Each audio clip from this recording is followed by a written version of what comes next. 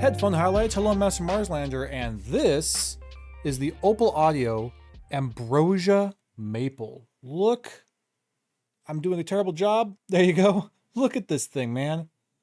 Oh boy. Oh boy. So the AM7 here, very handsome, very pretty headphone. A boutique handmade headphone by just kind of a guy. It's an open back dynamic driver headphone made by our friendly neighbors up to the north in Canada. So yeah, this is a very special headphone. If you've been around for a while, you know that I have a strong appreciation and admiration for these very small boutique handmade sort of headphones from these really small manufacturers, often just kind of a guy in his garage making these things. And this is kind of no different. It's another one of these amazing boutique headphones. The AM7 here is Opal Audio's first commercially available headphone. And oh my gosh, what an incredible start of a headphone. Are you kidding me? The Opal Audio AM7 Ambrosia Maple actually started out as a Kickstarter, which was successful. And man, people were able to grab this thing for as little as $5.99 Canadian, which is an insane value. Oh my gosh.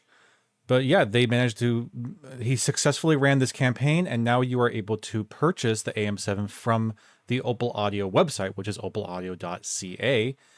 And when you go here and look at the product page, you can come down and right above your cart button, you'll see the models he has currently available. So you can click on all these little buttons here to see the individual. Look at this one.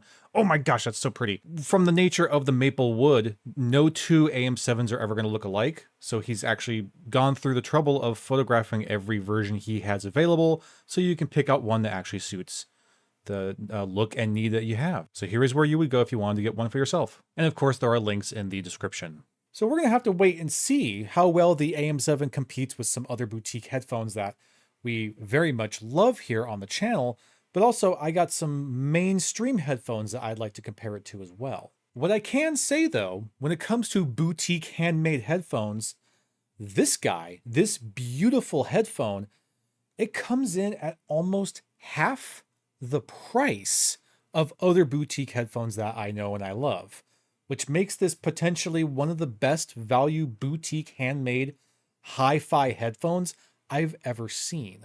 Now, if you like headphones or audio in general, or just like watching a big freaking audio nerd rant about things he loves, then consider subscribing and hitting that like button because, of course, it does help the channel quite a lot.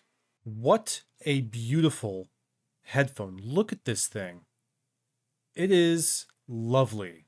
Really, really lovely. It has this kind of modern retro styling with a robust and rustic flair. And just look at this maple wood used here on the cups, this stabilized maple wood. It's beautiful, stunning, lovely. Oh, yeah, it's an extremely handsome headphone. Opal Audio states that the AM7 was designed to invoke the sensation of playing a musical instrument, and that it is made out of the same materials that you would find in a musician's workshop or a luthier's studio. Ooh. Very, very wordy stuff, but you know what? I get it. I understand it because, yeah, it does. It feels like, this same kind of, I don't know, sensation, the same kind of atmosphere that you would get from an acoustic guitar in a dark, dungy, smoky room in the 70s. Look at that. Oh, I get it. I get it. And yeah, I think it nails it, man. What a cool looking headphone. Now, like I said, the cups here are Ambrosia maple stabilized wood. And because of the nature of this wood being used, no two AM7 headphones are ever going to look the same. There's always going to be different grain patterns, different dyeing methods. It's never going to be the same headphone twice. You're always going to have a unique AM7. For the grills, we have 3 layers of grills. See if you could see this up close here. Back down in there, right behind, there's the back of the driver right there. And right in front of the driver is a metal mesh, followed by these 2 layers of this floral pattern grill here. So you have the metal mesh, followed by a floral design, followed by a second floral design to give you this very 3D cool, like hubcap-like design. But it's really nice. It looks great. Going into this yoke system, the yoke system is really interesting because when you first see this yoke system, when you first feel it on your fingers, at least for me, I was like, what the hell am I touching? What is this stuff? It's not like anything I've ever really seen before. And what it is aluminum, but it's a 3D printed process. It's the same 3D printed process we've seen with the Dahlia and with the Omega. It's the SLM 3D printing process, but this time they're using aluminum. And this process is actually significantly more durable than casting aluminum alone. So that's what's really interesting about it. The fact that kind of feel and texture of this, I made me almost feel like it wasn't metal at all, but that's actually because of the ceramic coating being used around these pieces as well. So you have this 3D printed SLM process aluminum to create these very difficult to cast shapes, but it is reinforced with this ceramic coating. And even without the ceramic coating, the actual process of doing this 3D printing, it does an extra kind of robustness to the structure of the crystals in the aluminum, making these pieces from this SLM process significantly more durable than just aluminum casting. So it has a much higher tensile strength, and that is then compounded even more so by the ceramic coating being added to it later on. So this is a very durable yoke system being applied here. And it's really cool. It's really cool. The brass bars here are for height adjustment, and they are tight. They are really tight. I gotta put a lot of force in there or twist it around like crazy to make it actually go where I want it to go.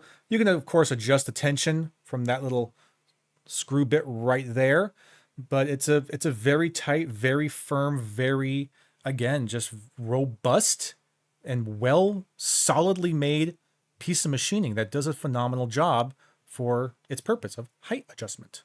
The headband right here is real leather. It is just a big honkin' chunk of leather. I believe there is probably some spring steel underneath it, but it is real leather and naturally stitched right along the edge here. And on the top it says Opal Audio.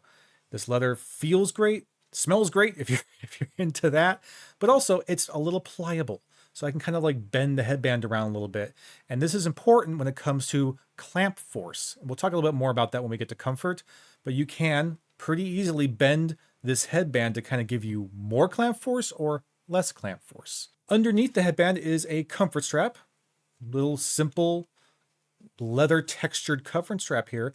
It's very malleable, very kind of soft and just wiggles around and will easily form fit to basically any head shape. It's just a basic, nice, usable, wide, it's quite wide comfort strap. And again, we'll talk more about how that handles everything when we get to the comfort section. The ear pads are actually Dakoni. These are Dakoni ear pads. What I have on here right now are the velour ear pads, but with your AM7, you actually get two different sets of pads. You get the velour ear pad, and you get some Dakoni sheepskin pads as well, which are just, they're very, very soft. I mean, you can just kind of crush them in your hand. They form right back. They got this lovely kind of slowish, medium speed, I guess, moving memory foam. They're really excellent pads. I will say though, and we'll talk more about this with comfort, they're a little small in terms of the ear volume around the inner circle of the pad. But again, we'll talk more about that with the fit. But yeah, you get two sets of pads. So there is actually kind of a tuning that you can do here. The sheepskin will give you a deeper, more impactful bass response, while the velour gives you a more natural, more kind of, I guess, acoustic kind of sound versus the sheepskin. And I do find I prefer the velour to the sheepskin, not only because I feel like the sound is just a little bit more kind of to my taste with the velour, but also for whatever reason, the velour just feels a bit more comfortable to my ears than the sheepskin. But again, we'll talk about that later. As for your connectors, the AM7 utilizes a 3.5 millimeter jack. Very simple stuff. And it is a non-polarity, so it doesn't matter. You'll notice that there's no markings for left or right on the headphone. Well, actually there is. I'm sorry. There is a left marking here and there is a right marking here, but it still doesn't matter. The polarity of the cable that you connect to it doesn't matter. It's going to always play right channel on this cup, and it's always going to play left channel on this cup, regardless of the polarity of your cables.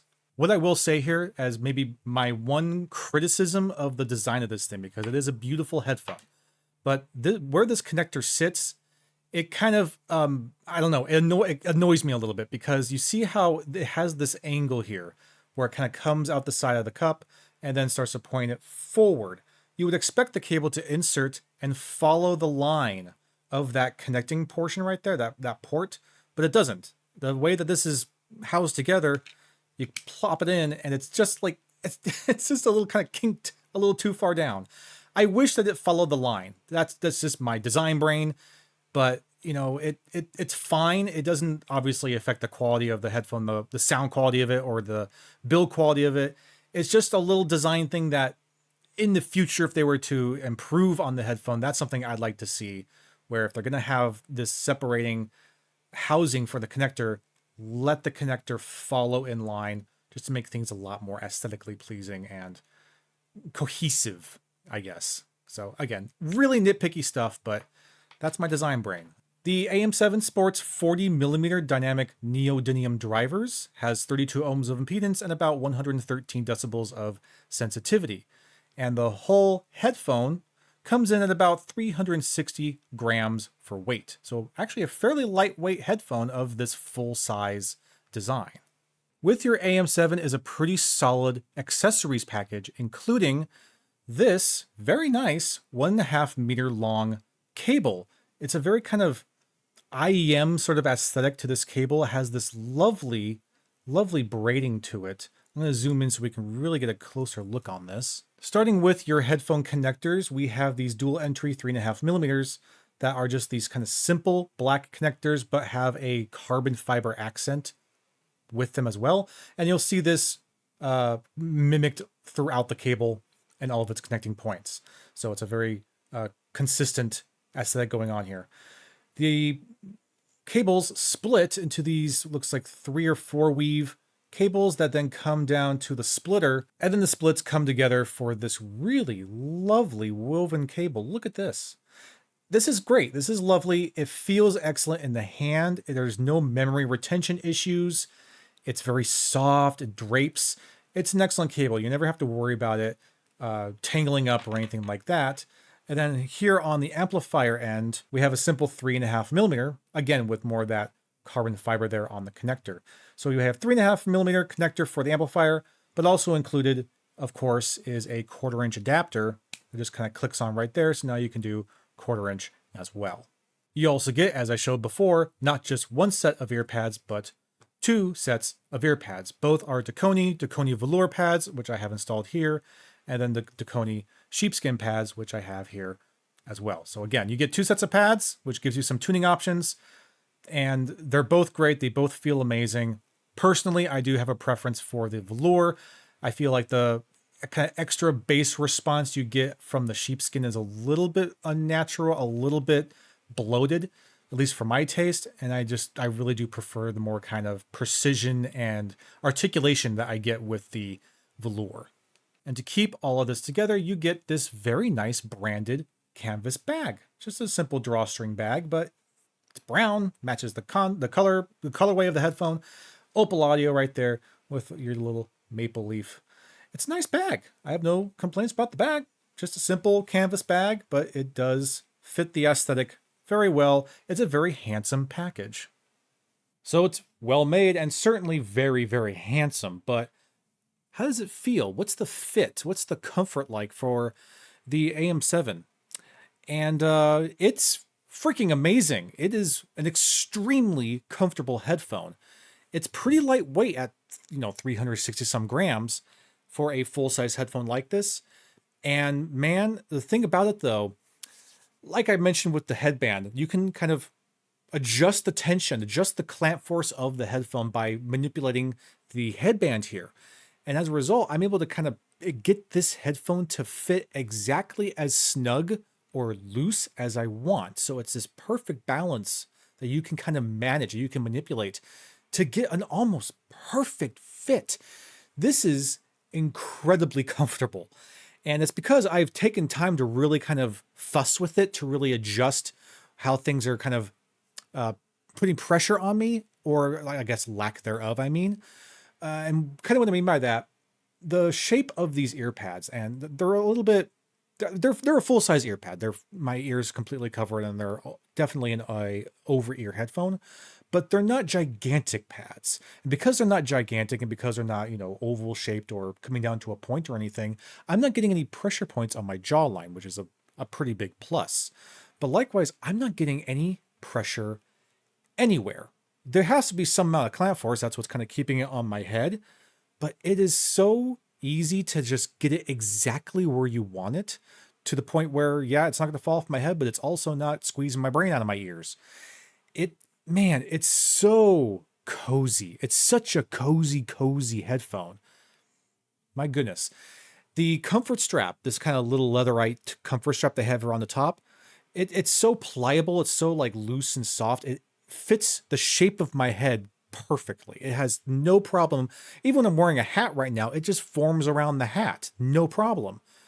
And it's so like kind of wide up here at the top that it really does an excellent job of it just does this phenomenal job of weight distribution. Even though there's not a whole lot of weight to have to distribute, it does a phenomenal job with it. Also, really quick, the cable, no microphonics at all. Absolutely silent. I don't hear it rubbing against my shirt or banging around. It is completely silent. So, and also the cable, because it's so just this dangly little woven thing, it weighs nothing. It adds no weight to the headphone. I just have it dangling on my chest right here, and it's not adding any kind of drop weight to this headphone at all. So the cable does a great job as well. Now, I really want to say this is a Cloud 9 headphone. I really want to give it 9 clouds of comfort in our Comfort Cloud scale system. The only thing that is holding this headphone back from being on Cloud 9 is that the ear pads, as very soft as they are, as very plush and very kind of molding to your head that they can be, the only reason this is not a Cloud 9 headphone for me is that the actual ear volume of these pads here is just a little small for my ears. Sure, my ears might be a little bit larger than average, but what's happening for me, and I'm going to do my best to show this off, this is going to be kind of weird, but because the ear volume here is as kind of small as it is, what I have to do to get this headphone to feel comfortable on my head is I kind of have to scoop the pad behind my ear and kind of push my ear forward a little bit. So I'll show you what that looks like. I put the headphone on, and then I have to scoop the ear in there like that. And now what's happening is that the back of my ear is touching the back inside of the pad here. Also the top of my ear and the bottom of my ear is also touching the inside of the pad. So if you're the kind of person that needs to have your ears just floating in space with absolutely nothing touching them, these pads are not going to really do that for you. It doesn't bother me too much, but it does, just make my ears have to kind of cramp in a little tiny bit. If it didn't have to do that, if my ears were just able to loosely fit in here, oh boy, this would be a Cloud 9 for sure. And you know what? These pads are easily swappable. You can hot pad swap these headphones with ease. So I'm sure that there's lots of pad rolling that you can do. I haven't had the time to really dive too deep into that myself, but I'm sure if you get yourself some larger pads, you can avoid what I'm experiencing right here, and that will probably put you in a Cloud 9, because these are phenomenally comfortable, ridiculously comfortable, and the fact that you can kind of manipulate that comfort to exactly where you want it to be is just great. It's great. So we're going to give the Opal Audio AM7 Ambrosia Maples a cloud comfort of 8.5. We're so close to Cloud 9, just that little bit is keeping us from being there. So everything is looking pretty good for the AM7 here, but how do they sound? Well, to kind of generalize it as much as I can, this is one of the most headphoniest sounding headphones that I have heard. And I understand that doesn't mean anything to you, it barely means anything to me. But let me try and break it down. They're very well balanced. They have this very almost neutral kind of profile that sounds very natural, but also just remarkably pleasing to listen to. They're very musical. They're very chilled with this natural tone and this natural timbre that just feels really good. It feels nice. It's something that it's almost like a jack of all trades sort of headphone where you could really enjoy almost anything with them But particularly, they excel particularly well in stuff like acoustics and full ensemble orchestras. Anything with real instruments, they sound remarkable in. They really make real life instruments in particular kind of come out forward and really shine. The bass range on the AM7 is remarkably clean. Some people might think it's a little weak in the bass. It doesn't really have like the kick and impact of like a really visceral bass range, but it trades that off for a remarkably clear, clean, transparent, and analytical bass range. Sub bass might feel like it lacks a little bit of depth. It's a very subtle kind of sub bass, but what it lacks in kind of kick and impact, it makes up for in transparency and clarity. It's such a clean bass response, all from bass down to sub bass, whatever. The bass response in general is so crystalline. It's so clear, so refined, and so well controlled that you just are able to pick up all sorts of information and I guess details down there that a lot of headphones would just kind of muddy up. It doesn't happen here with the AM7. It is remarkably sophisticated in its bass range. Mid-range. These are a very mid-range focused headphone. Mid-range is just like right there. It's kind of the first thing that you hear, especially in the vocals. It's a very clean and clear mid-range. It's very airy.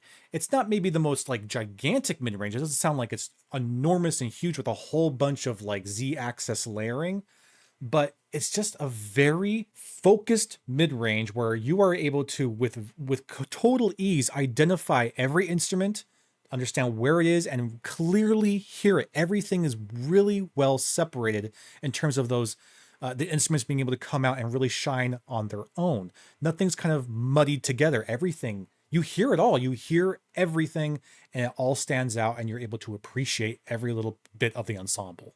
But vocals are definitely kind of the main focus. Vocals are right in front of you. They are very intimate and very, very focused. I found them particularly enjoyable with really kind of deep resonating male vocals. Something like Sovngarde from the Skyrim soundtrack sounds amazing. The male vocals in that piece, I mean, it is a very male vocal dominated song. There's not a whole lot else going on there, but they're so commanding. The male vocals are commanding in this piece with the AM7, and they just sound so rich and vibrant and have this real tenacity to them that you can feel the resonance of those the vocal cords of these men, and it just sounds so enchanting and powerful and mystical.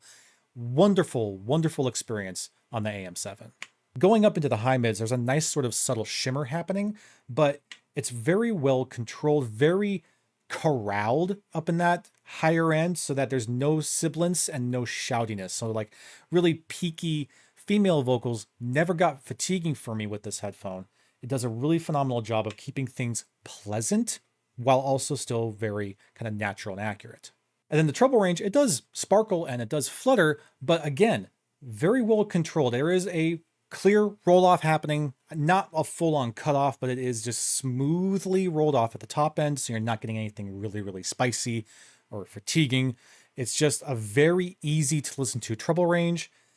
And while sure, maybe I could go for a little bit more sharpness up there, maybe I could handle a little bit more brilliance in that treble range for my taste, I can appreciate what it's doing. It definitely makes it a very easy, very soothing sort of treble range that you can just sit back and relax and listen to and enjoy without getting your ears just blown out and bleeding.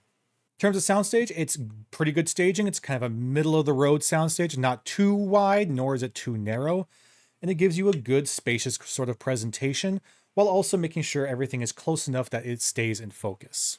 Imaging is pretty well defined. It is all around you. And again, with talking about the focus, it does a phenomenal job of precision and accuracy with the imaging. You really understand where things are, where they're coming from all around you. But it is, again, a focused and tight sort of imaging. There's not a whole lot of depth to the imaging. You get plenty of horizontal and vertical imaging and some rear imaging behind you as well. There's just not a lot happening in terms of layering along that Z-axis. There's not a whole lot of depth.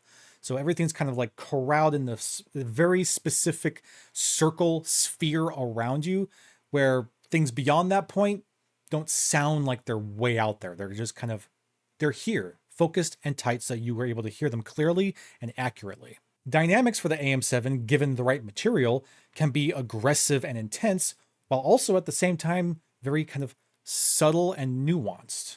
Dacoit Duel by R. Raman, it kind of, at the beginning of it, lulls you into this sense of calm and comfort before it suddenly and aggressively assaults you with this insane percussion. And man, the switch from this subtle kind of dynamics to this super intense dynamics is a joy. It's just a joy. What an amazingly fun track to listen to with the AM7s. It does such a great job handling both aspects of comfort and intensity. Fun. Against other boutique handmade headphones, the AM7 sports a better general build quality than most that I have seen, being even somewhat reminiscent of something like a ZMF headphone.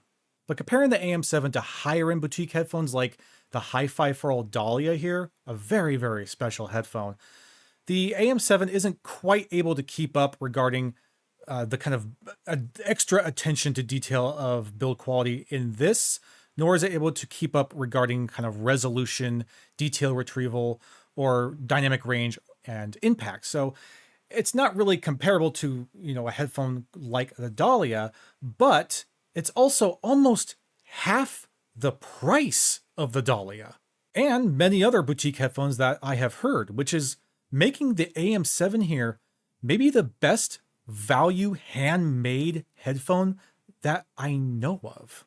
As for the mainstream scene, a headphone that I feel fits as a pretty strong contender and challenger to the AM7 is the Grado Hemp.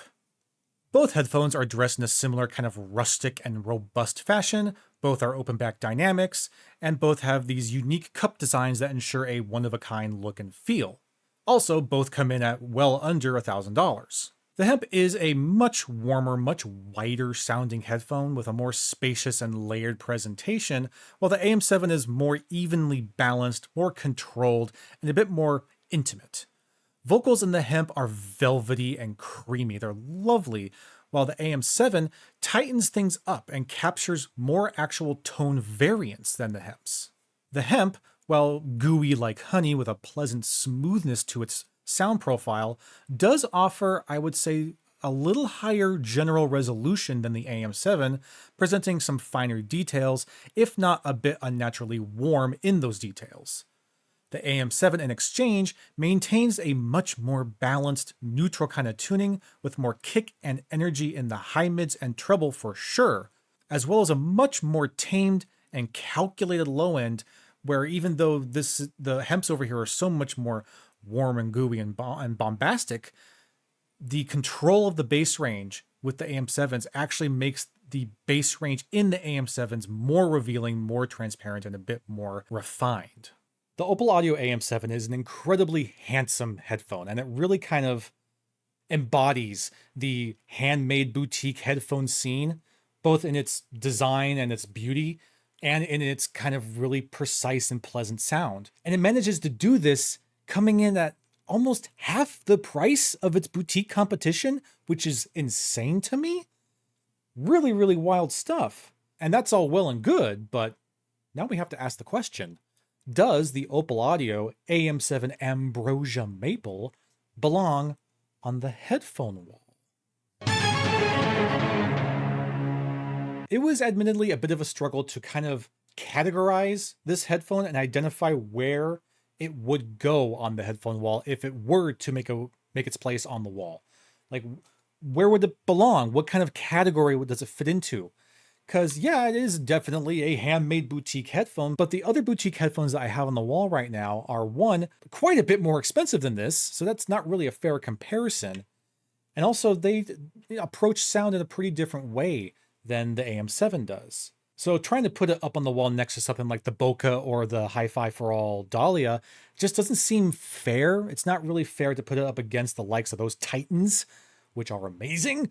So I had to really think carefully of what doesn't make more sense? What makes more sense for this headphone? It feels like it's almost in a category of its own, an affordable, I'm using quotes here, an affordable boutique headphone. what would that compete with? And that's why, after some fretful consideration, I took the hemp off the wall for comparison in this video.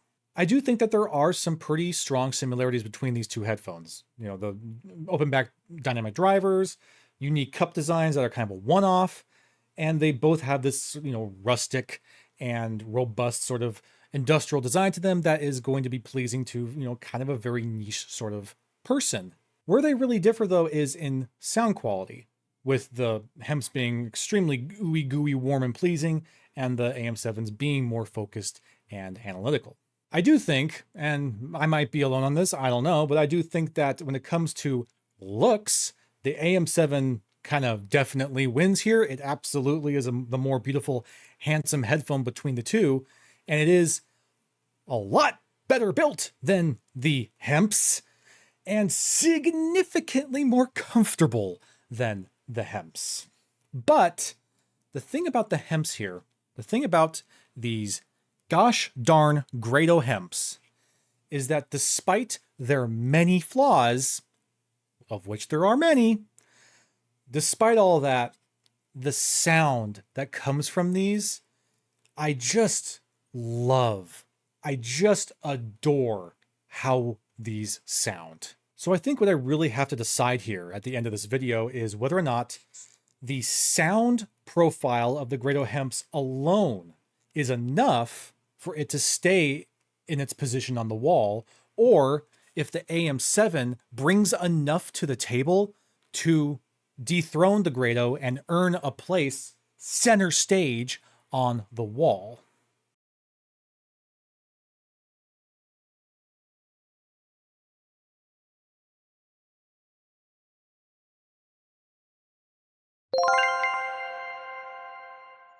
Yes, I am giving it to the AM7. It is now center stage down there on the wall. Don't get me wrong. The hemp is an incredible sounding headphone.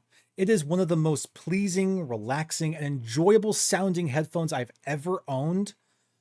But that's not enough, because you can have the best sounding headphone in the world, but if you hate wearing it, you're never going to want to use it. And I can't. I just can't. I can't.